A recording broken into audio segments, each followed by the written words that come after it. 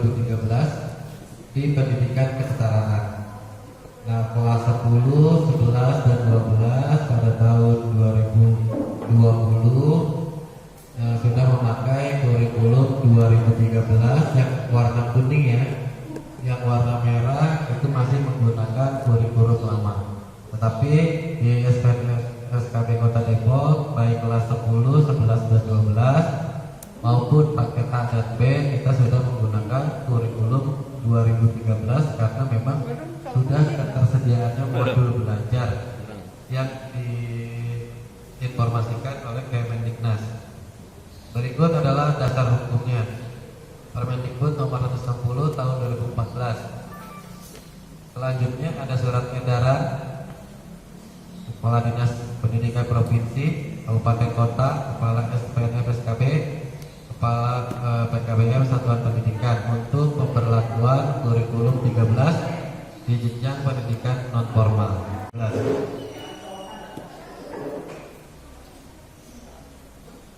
Di kurikulum kesetaraan, kurikulum yang menjadikan lulusan pendidikan kesetaraan memiliki kualitas setara lulusan pendidikan formal, keberdayaan, mengatasi masalah, menjawab tantangan hidup, dan keterampilan memasuki dunia kerja, menumbuhkan kreativitas dan produktivitas dalam kehidupan. Untuk leveling pendidikan kesetaraan adalah sebagai berikut. Pada paket A setara SD ada tingkatan 1, tingkatan 2. Paket B setara SMP ada tingkatan 3 dan tingkatan 4. Paket C setara SMA disebutnya tingkatan 5 dan tingkatan 6. Masing-masing tingkatan itu memiliki jenjang kelas yang berbeda-beda.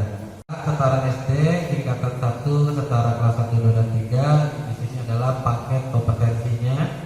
Ini nanti tertera di silabus. Ada paket kompetensi 1.1 sampai paket kompetensi 1.6. Ini distribusi paket kompetensinya.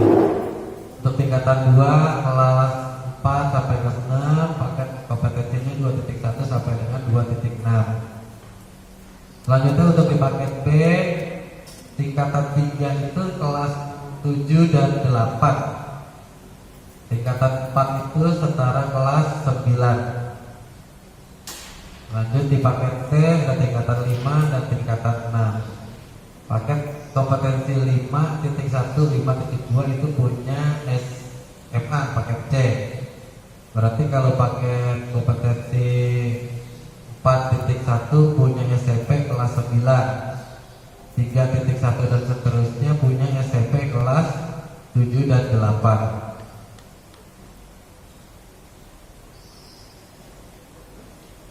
Di sini penyelesaian paket kompetensi modul tidak harus sama, tergantung kecepatan peserta didik. Nah, kalau di sini kita menyikapinya jangan terlalu gimana gitu ya untuk pencapaian modul peserta didik. Jadi banyak strategi-strategi yang kita terapkan selain terjadinya pembelajaran baik tatap muka, tutorial maupun mandiri. Di situ kan nanti ada ujian modul. Nah, bagi ujian modulnya itu kita kan ada standar nilai, nanti ada KKM-nya. Apakah kalau dia ini sudah layak untuk naik ke modul berikutnya atau belum? Kalau memang sudah layak naik ke modul berikutnya, berarti kita lanjut ke modul berikutnya. Ketika ada audien yang nilainya masih di bawah standar KKM, itu wajib kita untuk melakukan remedial. Remedial biar supaya dia nilainya bisa mencapai KKM atau melebihi KKM sehingga bisa lanjut ke modul berikutnya. Jadi jangan ada persepsi ketika di tahun ajaran, misalnya tahun ajaran baru ada audiennya masuk ada 20 orang, ternyata pembelajarannya dari suratnya berbeda-beda, ada yang udah modul 3, ada yang masih modul 1, itu enggak begitu. Jadi secara menyiasatinya adalah kita melakukan ujian modul. Ketika nilainya di bawah standar itu kita wajib melakukan remedial. Lalu ada struktur kurikulum Bintara, ada kelompok umum, ada kelompok khusus. 70% kelompok umum termasuk peminatan di paket C, baik di paket A dan B juga sama. Kelompok khususnya ada pemberdayaan, ada keterampilan wajib. Nah, diharapkan di kelompok belajar Bapak Ibu sekalian ada kelompok khususnya diterapkan untuk terutama untuk pemberdayaan. Karena kalau kita lihat ke sini kembali lagi ke atas, pada aspek keterampilannya memasuki dunia kerja, menumbuhkan kreativitas, produktivitas dalam kehidupan. Karena memang audiensnya di non formal itu berbeda ya. Jadi dari segi latar belakang ekonominya, dari segi usianya berbeda ya. Jadi sekian persen lulusan itu lebih banyak, hampir 60% untuk dunia kerja. Terus 20%-nya atau 30%-nya wirausaha, dunia kerja atau wirausaha, dan selanjutnya memang seusia anak belajar di tingkatan paket B atau paket C yang bisa untuk menempuh ke pendidikan di universitas. Berikut ada pemberdayaan, ada keterampilan wajib, pendidikan orkes, seni budaya, prakarya. Pilihannya ada uji kompetensi atau tidak uji kom. Nah di sini kan ada keterampilan, pendidikan orkes, seni budaya, prakarya. Dikondisikan saja, disesuaikan dengan tempat kelompok belajar Bapak Ibu berada. Untuk materinya kan bisa untuk tatap muka, tutorial, dan mandiri. Kalau memang SDM yang tidak tersedia, jadi ini harus tetap disampaikan ke audiens. Jadi kita standar pelayanannya itu ada minimal, maksimal, optimal. Jangan sampai ini udah ada ketentuannya kita tidak berikan. Jadi kan kalau ada tim penilai datang, ini kenapa seperti ini, kita hanya ada keterbatasan SDM dan lain-lain. Tapi minimal pelayanannya sudah diberikan. Berikut ini adalah tabel struktur kurikulum pada kurikulum sebelumnya. Di sini ada satuan kredit kompetensi bobotnya ya. Ada paket A untuk tingkatan 1 dan tingkatan 2 berbeda bobot SKK-nya. Untuk paket A tingkatan 1 dan 2 71 SKK. Kemudian tingkatan 2 82 SKK untuk kelompok umum. Nah nanti dari SKK ini kita share. Dari 71 SKK itu ada misalnya pendidikan agama berapa SKK, PKN-nya berapa SKK gitu ya, nanti kita share sesuai dengan kebutuhan. Sehingga jumlahnya menjadi 135 SKK.